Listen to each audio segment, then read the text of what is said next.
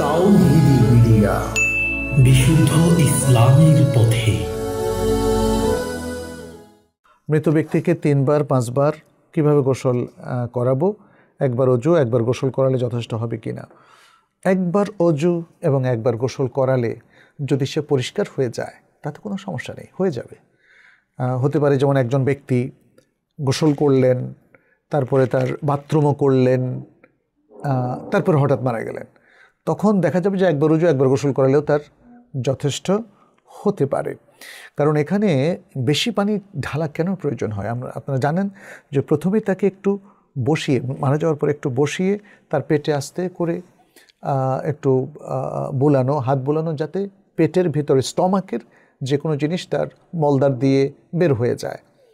তো তখন তাকে আবার শোয়ানোর পরে যদি আবার বের হয় তাহলে আরেকবার আপনি ধুয়ে নেবেন, তাহলে এখানে দেখা যাচ্ছে যে একাধিকবার ধুলেন।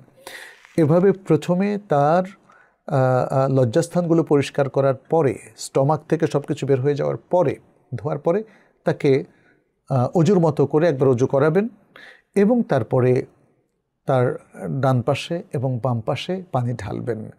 উত্তম হচ্ছে যেটি আমরা বিশুদ্ধ হাদিসে পাই, হাদিস উম্মে আতিয়ার মধ্যে পাই, সেখানে 3 বার পানি ঢালার কথা বলা হচ্ছে সারা শরীরে, ডান দিক বাম দিকে, অথবা 5 বার, অথবা সর্বোচ্চ 7 বার। এখানে বেশি ঢালবেন খামাখা প্রয়োজন নাই। যদি 3 বারেই কাজ হয়ে যায় তাহলে সেটাই উত্তম, আর বেশি অতিরিক্ত পানি খরচ করার প্রয়োজন নাই। বাট স্টিল যদি মনে করেন যে না আরেকটু পানি ঢাললে ভালো হয়, তাহলে 5 বার, অর্থাৎ বিজোড় সংখ্যক বার এর মধ্যে সীমাবদ্ধ থাকা। কোনো সন্দেহ নেই 7 বারের আসলে সাধারণত প্রয়োজন হয় না, হলে 7 বার এর মধ্যেই সীমাবদ্ধ রাখতে হবে বা রাখাটা সুন্নাহ।